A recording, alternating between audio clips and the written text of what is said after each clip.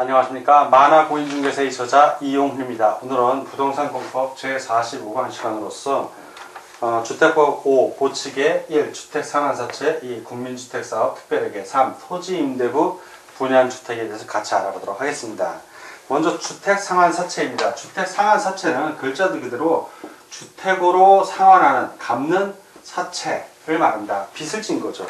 자, 구체적으로 알아보면 첫 번째 발행권자, 주택상환사채를 발행하는 발행권자는 누구인가? 바로 한국토지주택공사하고 또는 등록사업자입니다. 토지주택공사 또는 등록사업자. 그래서 한국토지주택공사와 등록사업자는 대통령령으로 정하는 바에 따라 주택으로 상환하는 사채, 즉 주택상환사채입니다. 를 발행할 수 있다. 이 경우 등록사업자는 자본금, 자산평가액 및 기술인력 등이 대통령령으로 정하는 기준에 맞고 금융기관 또는 주택도시보증공사의 보증을 받은 경우에만 주택상환사채를 발행할 수 있다. 등록사업자에 대한 규정이에요. 어떠한 경우에 주택상환사채를 발행할 수 있다.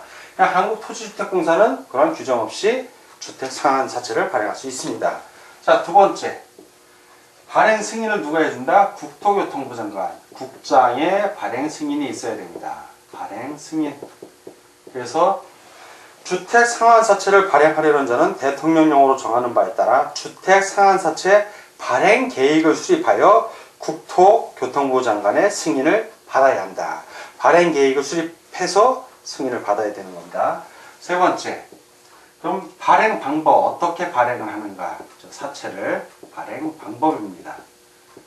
발행 방법은 주택상환사채는 기명증권을 하고 이름을 쓰는 거예요. 누구에게 갚는다는 기명증권입니다. 기명증권으로 하고 액면 또는 할인의 방법으로 한다. 액면 또는 할인의 방법으로 한다. 네 번째. 주택상환사채의 명의 변경. 자, 주택상환사채를 다른 사람에게 이제 주는 걸 얘기해. 명의를 변경한다. 이름을 바꾸는 거죠. 사채권자의 명의 변경은 취득자의 성명과 주소를 사채원부에 기록해야 돼요. 사채원부, 원장부죠. 원부에 기록을 해야 된다. 기록. 사채원부에 기록하는 방법으로 하고 이 기록이 있어야 돼요. 취득자의 성명을 채권에 기록하지 아니하면 사채 발행자 및 제3자에게 대항할 수 없다. 그래서 그 취득자의 성명, 주소를 반드시 사채원부에 기록을 해야만 제3자나 사채 발행한 자에게 대항할 수 있습니다. 자, 두 번째 이제 국민주택사업 특별회계에 대해서 알아보겠습니다. 먼저 국민주택사업 특별회계의 설치예요. 설치. 어디에 설치를 하는가? 바로 지방자치단체예요. 지자체. 지방자치단체. 지방자치단체는 국민주택사업을 시행하기 위하여 국민주택사업을 시행하기 위한 특별회계니까 당연히 국민주택사업을 시행하기 위하여 국민주택사업 특별회계를 설치 운영하여야 한다. 의무사항입니다. 자, 두 번째. 운영사항 보고에 대한 거예요. 자, 보고, 운영사항은 보고 누구한테 한다? 국토교통부 장관, 국장에게 보고하는 겁니다. 국장에게 보고. 그래서 지방자치단체는 대통령령으로 정하는 바에 따라 국민주택사업 특별회계의 운용 상황을 국토교통부 장관에게 보고하여야 한다. 자, 이렇게 국민주택사업 특별회계를 알아봤고 다음은 토지임대부 분양주택에 대해서 같이 알아보도록 하겠습니다.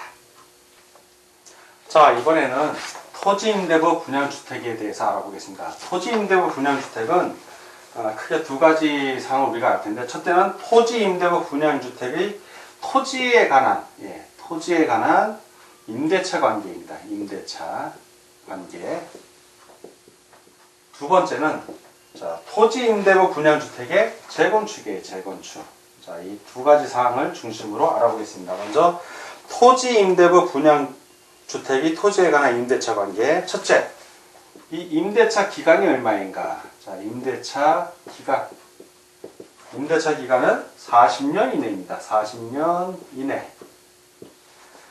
토지임대부 분양주택이 토지에 대한 임대차 기간은 40년 이내로 한다. 이 경우 토지임대부 분양주택 소유자의 75% 이상이 75% 이상이 계약갱신을 청구하는 경우, 계약갱신 한 번 더 살겠다 이거죠. 계약갱신을 청구하는 경우 40년의 범위에서 이를 갱신할 수 있다. 자, 75% 이 비율 같은 거 중요합니다. 두 번째, 지상권을 설정한 걸로 간주해 줍니다. 지상권 설정 간주. 왜? 토지 위에 분양주택, 주택이 있잖아요. 건물이 있으니까 지상권을 설정한 걸로 간주해 줍니다. 토지임대부 분양주택을 공급받은 자가 토지 소유자와 임대차 계약을 체결한 경우 해당 주택의 구분 소유권을 목적으로 그 토지 위에 1에 따른 임대차 기간, 이 임대차 기간입니다. 1에 따른 임대차 기간 동안 지상권이 설정된 것으로 본다. 본다가 간주입니다. 함자로 표현하면. 세 번째, 표준 임대차 계약서. 표준 임대차 계약서. 자, 이 표준 임대차 계약서는 토지 임대부 분양주택의 임대차 관계에서 쓰는 표준 임대차입니다. 토지 임대부 분양주택이 토지에 대한 임대차 계약을 체결하고자 하는 자는 국토교통부령으로 정하는 표준 임대차 계약서를 사용하여야 한다.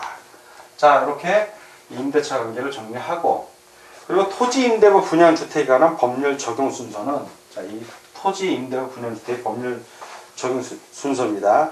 토지 임대부 분양주택에 관하여 주택법이 있습니다. 처음에 먼저 주택법. 자, 주택법에서 정하지 아니한 사항은 뭘 본다? 집합 건물의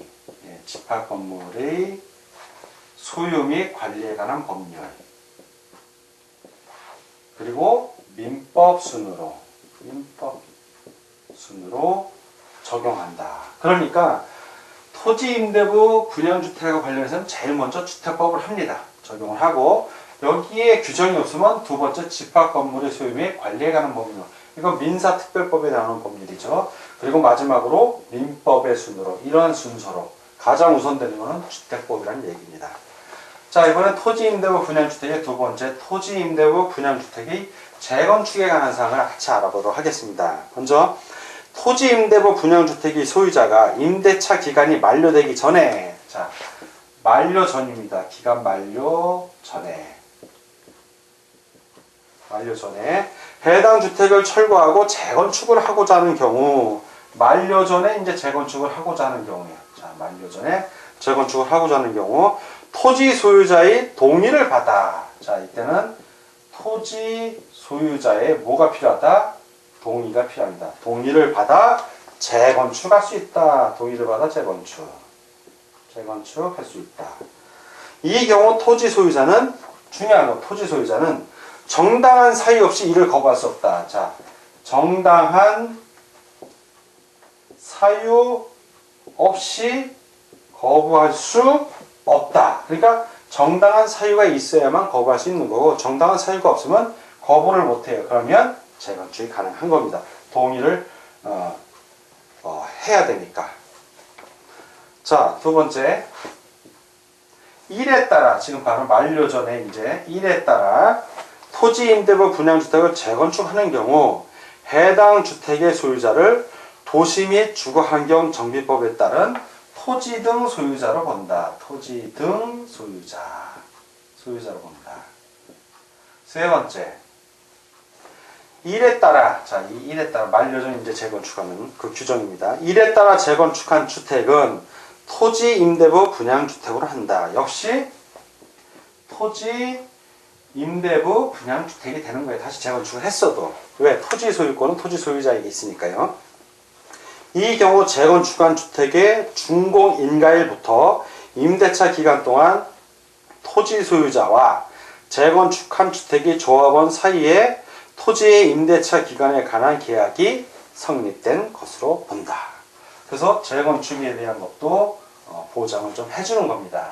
그래서 토지 임대부 분양주택에 대해서 임대차 관계하고 재건축에 대해서 알아봤습니다. 자, 오늘은 부동산공법 제45강 시간이었고, 보칙으로서 1주택 상환사채, 2 국민주택사업 특별회계, 3 토지 임대부 분양 주택에 대해서 같이 알아봤습니다.